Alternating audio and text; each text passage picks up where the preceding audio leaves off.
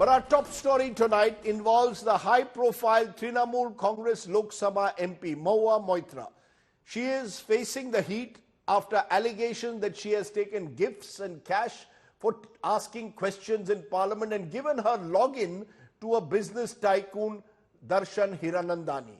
Hiranandani had filed an affidavit yesterday admitting his alleged role in the scandal, claiming that Mahua gave him his parliament login credentials. The Trinamool MP was quick to rubbish the businessman's allegations, says she is ready to face any probe, claims the letter of the affidavit has been written and drafted by the Prime Minister's office. The reason? Mahua Moitra has taken on businessman Gautam Adani and his links with the Prime Minister. Tonight's top story: does Mahua Moitra now face disqualification, or is she the victim of a smear campaign? Take a look.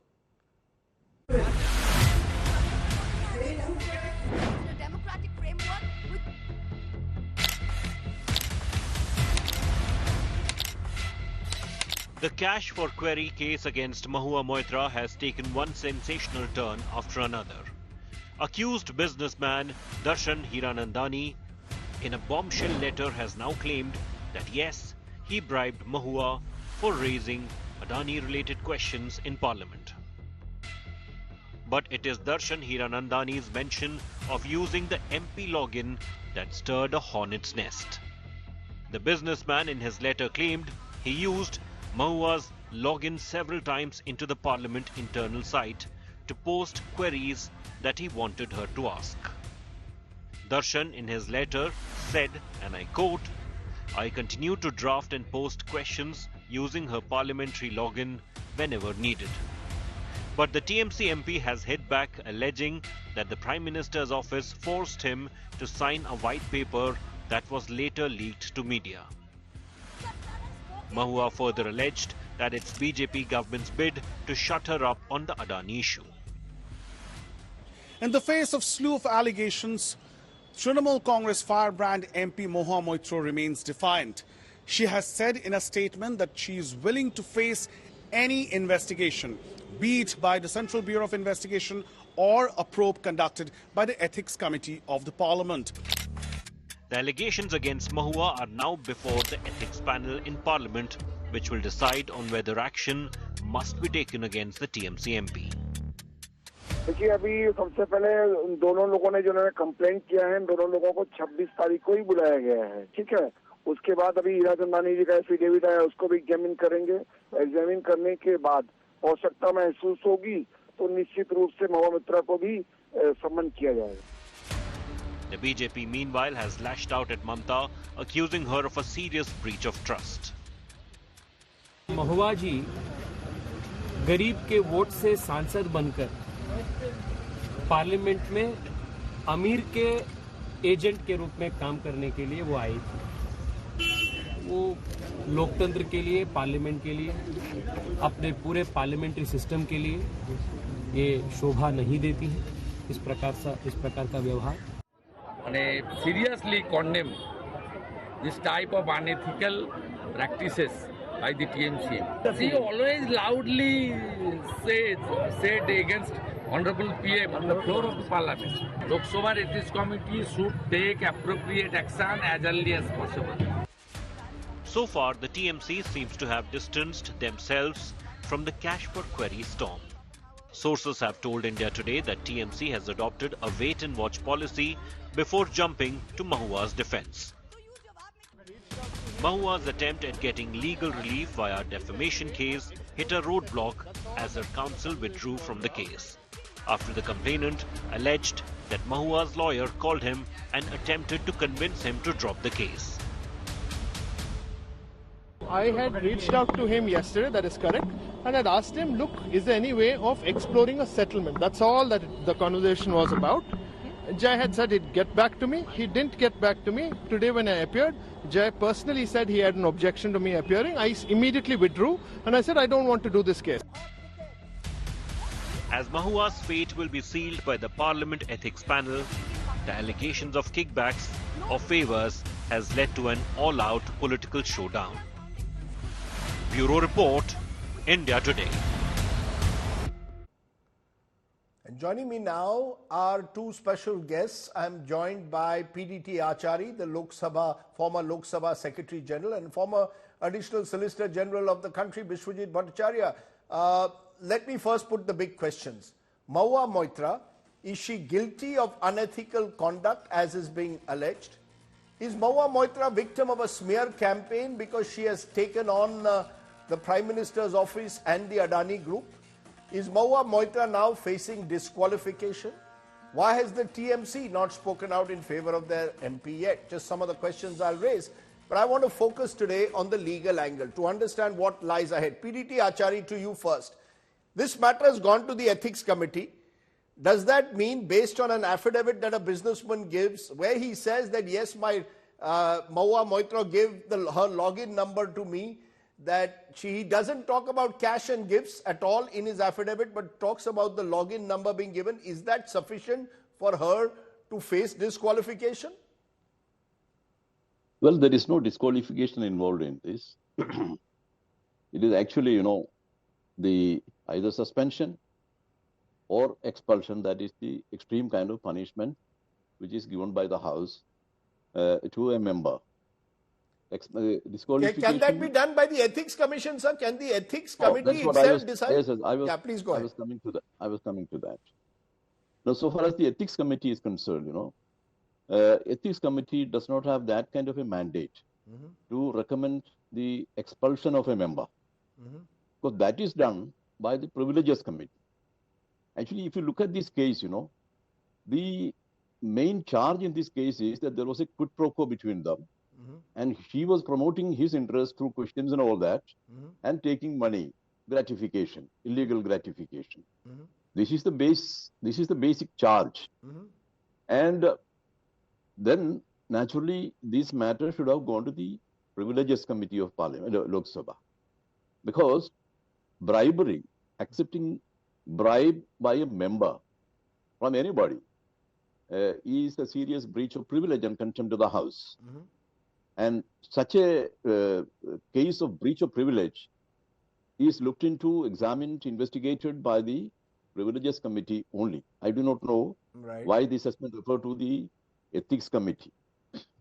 Okay, so you're saying that this should have been referred to the Privileges Committee, which has the powers then to decide whether the charges are sufficient enough to recommend either suspension or expulsion. Am I correct?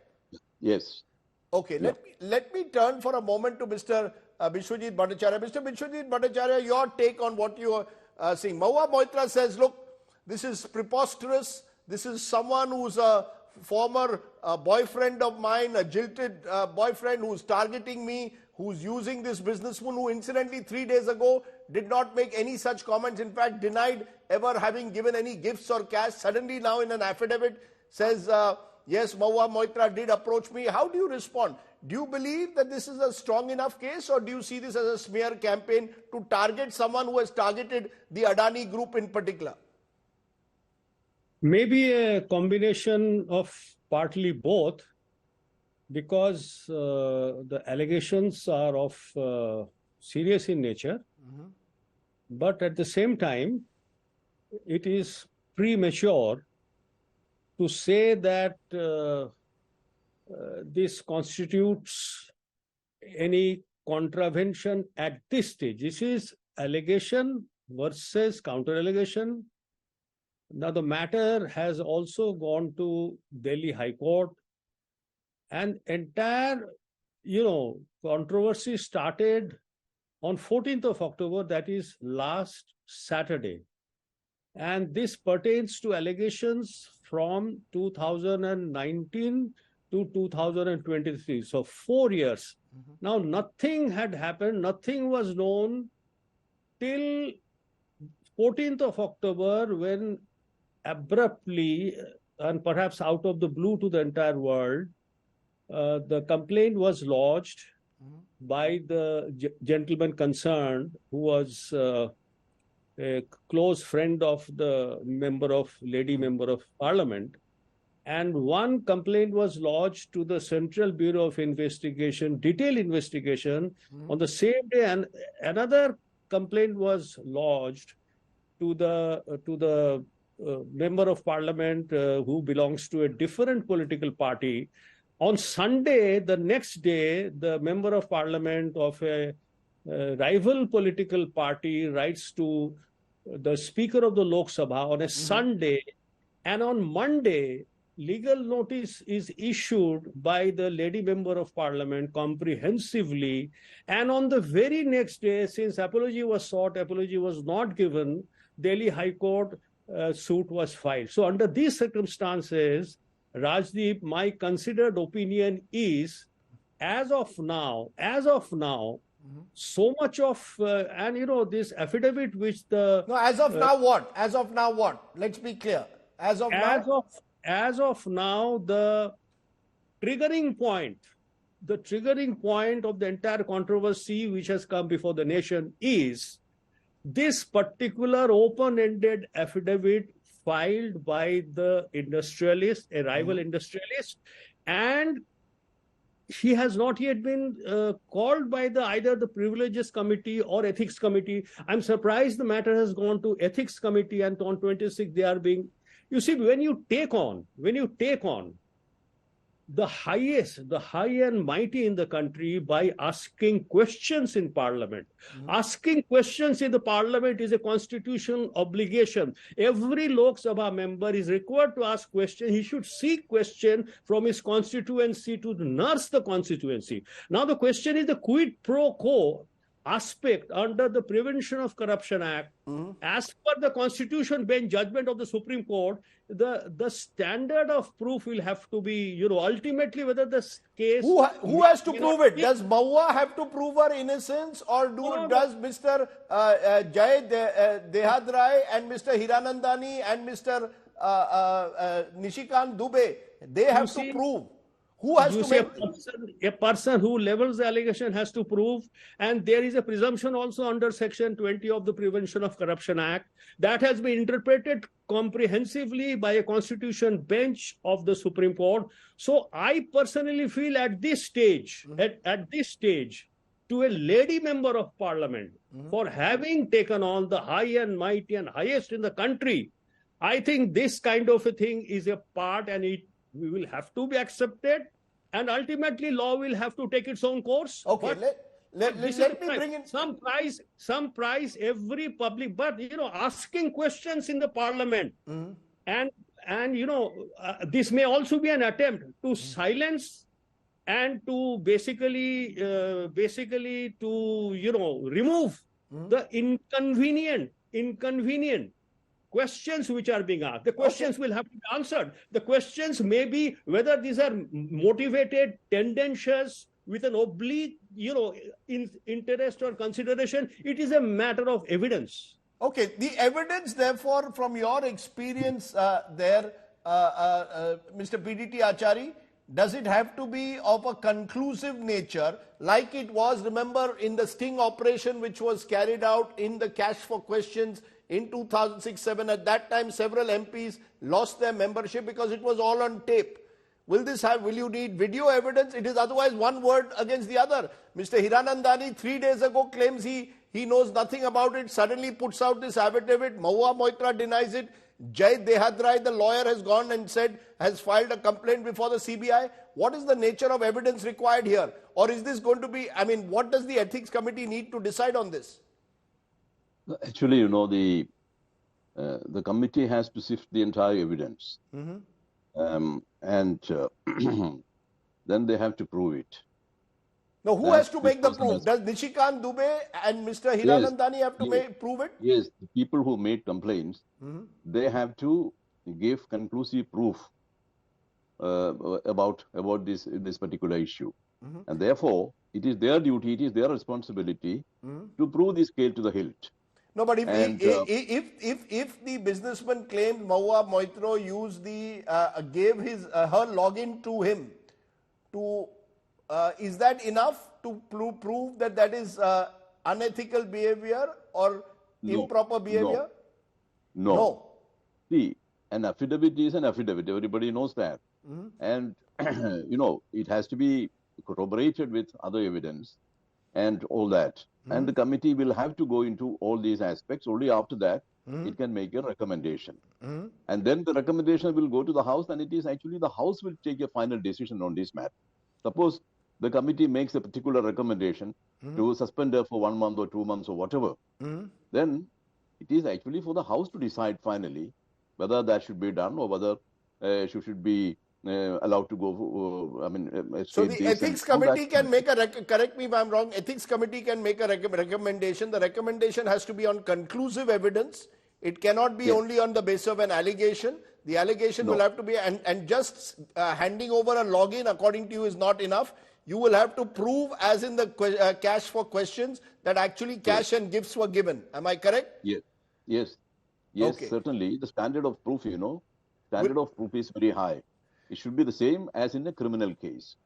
Okay. That's how it is. Standard of proof is very high, should be as in a criminal case. Your sense, therefore, Bishwajit Bhattacharya, you made an important point. You're saying someone today who takes on someone high profile, in this case, someone who's taken on both the Prime Minister and Gautam Adani repeatedly. We saw Rahul Gandhi took on Mr. Adani. A month later, he was disqualified. You will recall that in February, March this year. That is Mahua Moitra's claim. She too will have a lot of answering to do, won't she? Of course, she will have an answering to do, because these allegations, as I said at the outset, are serious allegations, and the allegations will have to be met. But bare allegation does not prove anything by itself. It has to meet the standards of judicial norms and the settled case laws. And there is no allegation, as I have read, of accepting cash, some renovation of house and all. Of course, the illegal gratification, alleged purported illegal gratification, the ambits are very, very broad, but it has to be proved. Another allegation is that, sharing of login password, etc., it comes under the registered mobile of the member of parliament concerned. And we know that an office of a member of parliament is distinct from the office, a corporate office or a government office. It is an informal kind of an office. I have had experience of meeting several members of parliament. But aren't you surprised at the manner in which some of the allegations have suddenly cropped up? All these years, it almost seems as if they are an afterthought. No. Everything, you just see this with this distinguished member of parliament who lodged a complaint or forwarded the complaint of the distinguished lawyer, if I may say, with the greatest of respect. Because after all, everybody is doing his job. Somebody is not happy with, he's taking Lloyd's own course. And just as the madam distinguished member of parliament is also, taking all steps. So I am surprised because these allegations pertain to a span of 4 years. And abruptly on 14th of October, there was some kind of a dispute between the gentleman lawyer and the member of parliament, and police complaint was lodged in Barakhamba police station on 25th of March this year and 23rd of September this year. And settlement was arrived at. So whole thing, started from 4th October this year, Rajdeep, if I may say, with the greatest... The point though is, the fact is that even other names are being dragged in. Pallavi and Shardul Shroff, top lawyers' names are being dragged in, allegedly because Mr. Cyril Shroff is someone who is a relative of Gautam Adani. He is the father-in-law of Mr. Adani's son. And he has reportedly dragged in the name of the Shroffs, who are top lawyers of the country, who say they've never even met Mahua Moitra. Sucheta Dalal says she has never met Mahua Moitra.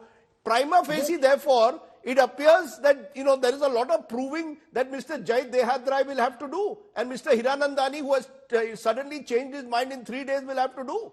Rajdeep, I am shocked to see the name of Sucheta Dalal, the most distinguished economic journalist ever. On 23rd of April 1992, Sucheta Dalal broke the story in Times of India about one of the biggest scams of Harshad Mehta. Harshad Mehta scam. I have personal knowledge of all these things because, I have been a banker turned lawyer. So in those days, I was changing my profession from banking to the lawyer. Sir, And persons like Suchita Dalal, so you think there will be a lot of proving that they will have to do? That this cannot be simply one person's allegation enough to tarnish the reputation of another person. Am I correct? Very quickly, 10 seconds. Sorry? Yes or no? It requires a complete comprehensive evidence to be put before. Am I correct or not? That is, yes, you are correct, and it is premature to jump and draw into any conclusion this media trial. Okay, the media trial is the most effective and most expeditious. I wish nobody, neither the big persons concerned who are involved, nor the persons who are, having some kind of an animosity or grudge against each other, no adverse inference should be drawn as yet. And Delhi High Court has also, what Delhi High Court will do on 31st of October, that will also have a tremendous amount of bearing. I was a little surprised. Anyway, I should... Let me leave it there, Mr. Biswajit Bhattacharya and Mr. PDT Acharya. Let's allow the system to carry on and hopefully a free and fair investigation take place. If Mahua Moitra has committed any unethical conduct, let that come out. But let this not become another media trial. PDT Acharya, Biswajit Bhattacharya, appreciate both of you joining us here on the news today.